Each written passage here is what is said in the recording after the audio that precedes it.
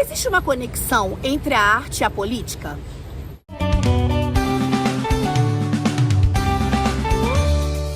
Eu sou a professora Ana Paula Santana, estou aqui no MASP, o Museu de Arte de São Paulo, para refletirmos sobre a importância de percebermos a conexão entre a arte e a política. Por meio da arte, o público pode desenvolver um olhar crítico em relação às situações políticas e sociais do país. Só apresentar uma problemática através da arte já é um ato político? Desde a antiguidade, a censura tentou calar os artistas. Obras foram queimadas, esculturas destruídas, músicas proibidas. Mas a arte não morre, ela se transforma, pois está sempre se reinventando de alguma forma, influenciando gerações futuras. Os Retirantes de Cândido Portinari é mais do que uma pintura. É um grito silencioso, um retrato comovente da dor e da luta de um povo esquecido, expulsos pela seca impiedosa. Portinari, com seus traços expressivos e cores terrosas, não apenas pinta uma cena, mas nos obriga a sentir o peso daquela realidade. Essa obra é a arte que denuncia, é poesia triste e memória viva de um Brasil que insiste em sobreviver, mesmo diante da fome e da injustiça. O Campo e o Contracampo, de Dora Longo Bahia, é um jogo de revelação e ocultamento. À frente, uma tela em branco, o silêncio, o vazio aparente, com o título Presidente do MASP, Chateaubriand, mas na verdade sem representá-lo. Portanto, no verso dos retratos brancos, o contracampo. Longo pintou cenas de embates entre policiais e manifestantes ocorridas nas proximidades das instituições culturais. Uma imagem que denuncia, que grita, que expõe o que muitos ignoram. Ficam os questionamentos. O que nos mostram e o que nos escondem. O que vemos e o que é invisibilizado. Banksy é um dos maiores exemplos de como a arte pode ser um ato político. Suas obras espalhadas pelo mundo denunciam temas como guerra, imigração, desigualdade e vigilância estatal. Desde a famosa imagem da menina com o balão vermelho até murais que criticam o consumismo e os conflitos no Oriente Médio. Banksy usa a arte de rua como uma forma de protesto extremamente poderoso. Seu anonimato só aumenta o impacto de suas mensagens, tornando-o um ícone na arte ativista. Diego Rivera, com seus murais revolucionários, usou suas obras para denunciar a injustiça e provocar mudanças sociais, contando a história da luta dos trabalhadores. Outro destaque é o mural de Belfast, na Irlanda do Norte, que reflete décadas de conflitos políticos.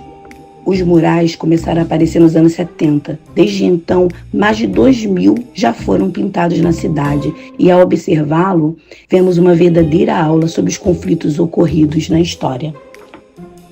O grafite nasceu como uma forma de expressão das periferias e rapidamente se tornou um dos maiores símbolos de resistência urbana. Vários artistas de rua usam muros e fachadas para denunciar a corrupção, a pobreza, exclusão social, urbanização descontrolada, desapropriação, violência, despertando a consciência e incentivando o debate sobre os desafios que permeiam o cotidiano. Grafiteiros como Cobra, Mundano, Crânio, Blue provaram que essa arte, antes criminalizada, pode transformar cidades e transmitir mensagens poderosas. Um dos trabalhos incríveis do grafiteiro Mundano tem como objetivo dar visibilidade e dignidade aos catadores de materiais reciclados, que desempenham um papel essencial na reciclagem e sustentabilidade das cidades, mas que, infelizmente, muitas vezes são marginalizados. O projeto revitaliza as carroças usadas pelos catadores e traz mensagens de conscientização. Governos brasileiros usaram a arte para moldar sua imagem e consolidar o poder. Durante o Estado Novo, de Getúlio Vargas, o governo investiu na valorização do nacionalismo por meio da arte. O Departamento de Imprensa e Propaganda promovia obras que exaltavam o Brasil como pinturas e esculturas que representavam o trabalhador e o progresso. Cândido Portinari, pintor modernista brasileiro, um dos grandes nomes da arte nacional, ficou rotulado como pintor oficial de Getúlio Vargas, mas sua obra e seus ideais desafiavam o sistema na época, criticando a injustiça e retratando indígenas, operários, trabalhadores rurais, denunciando, na verdade, a exploração. Na ditadura militar, a propaganda do regime também utilizou a arte para criar uma ideia de país forte e em desenvolvimento.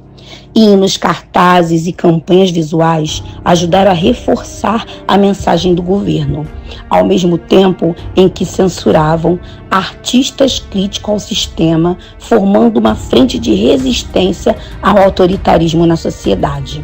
Muitos artistas foram perseguidos por contestar o regime.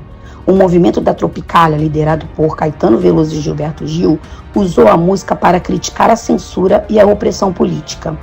Canções como Alegria, Alegria e Panis et Circenses, que é uma expressão usada para criticar a alienação social, elas misturavam ritmo brasileiro com influências estrangeiras, desafiando a cultura oficial do regime. Nas artes visuais, o artista Hélio Oiticica criou obras interativas que questionavam a estrutura social, como o famoso Parangolé, que transformava a arte em uma experiência sensorial e libertária. Outros artistas, como Cildo Meirelles, desenvolveram projetos que denunciavam a censura, como a série de notas falsas de Cruzeiro com frases críticas ao governo.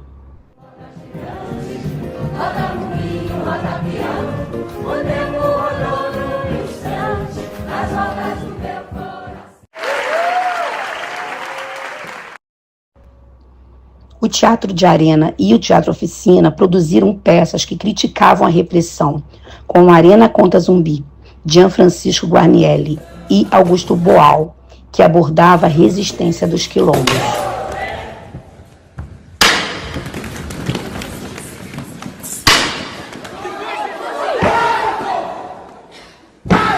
Quem fala agora é rei.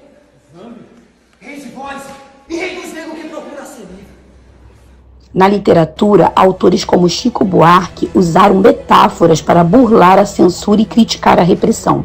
Seu livro Fazenda, Modelo e músicas como Apesar de Você se tornaram símbolos da resistência cultural.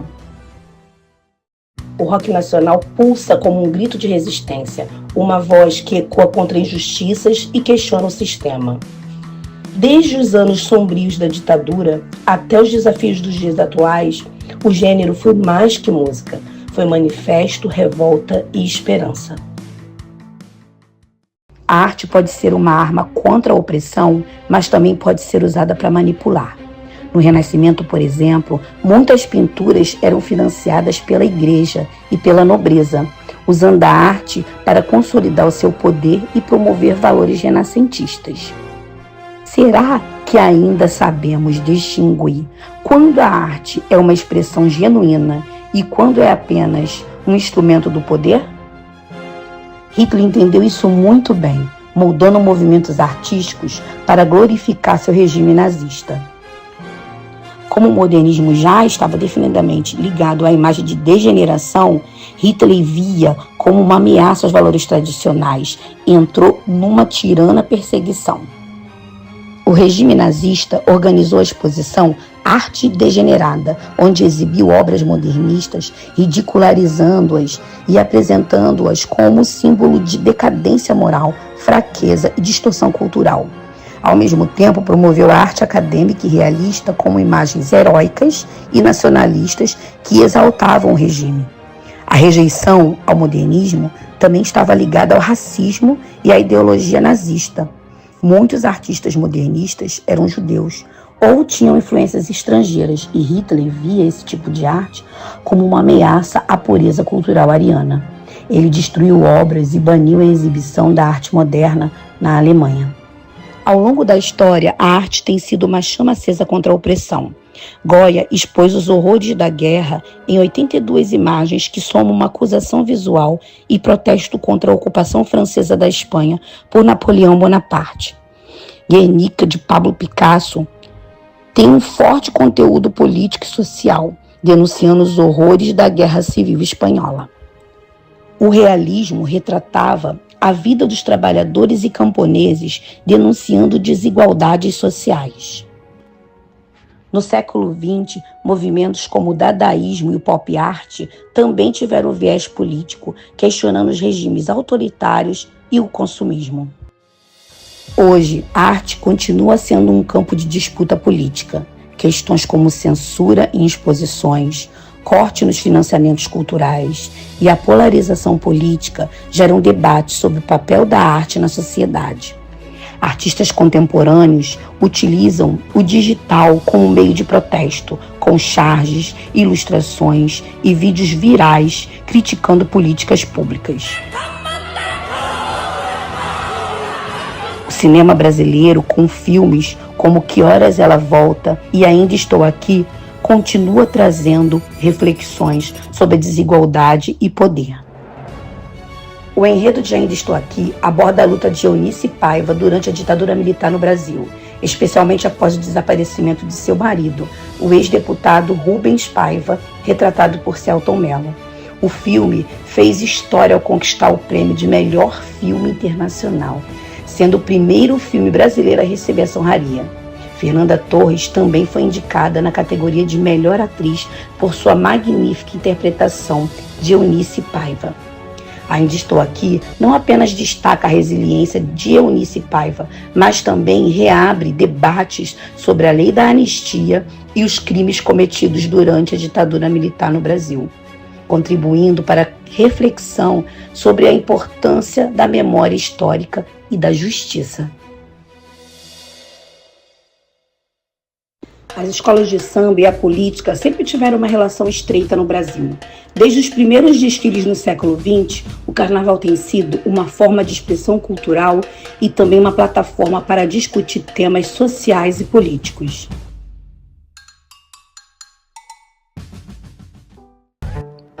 Campo Minado é uma exposição individual do artista paulistano Nuno Martins. A mostra reúne trabalhos incluindo pintura, vídeos, instalações e objetos que exploram como símbolos sociais afetam o direito de ir e vir em áreas urbanas.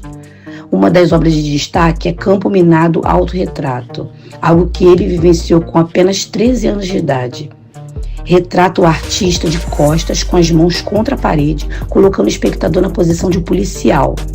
A obra aborda o racismo estrutural e a violência urbana, temas recorrentes na produção de Nuno Martins. Na obra Senhora Injustiça, no MASP, Nuno Martins denuncia o que chama de catracas sociais, impedimento para a circulação de pessoas negras e pobres pela cidade e pelos espaços culturais. Adibias Nascimento foi um importante intelectual, dramaturgo político, ativista e militante.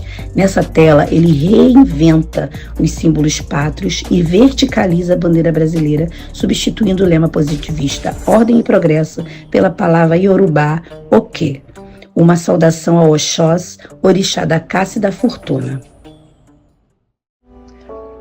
Você acha que a arte deve ter limite? Até que ponto a arte deve desafiar o que é considerado inquestionável? E qual é o seu papel na construção e desconstrução dessas certezas?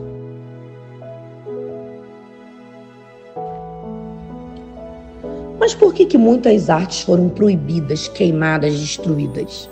Nós sabemos que a arte pode desafiar normas sociais e políticas, incluindo a crítica ao poder, que questionam governos, autoridades ou sistemas políticos e costumam ser censuradas por quê? Por representarem uma ameaça e podendo haver um grande impacto social incitando revoltas ou até mesmo mudanças sociais indesejadas pelo poder, né? Seja por meio da música, pintura, grafite, cinema, a arte sempre encontrará formas de resistir, expressar ideias e transformar a sociedade, despertando o respeito que faz aprender, descobrir e perceber a importância de buscar a justiça, o bem-estar social e a equidade na sociedade.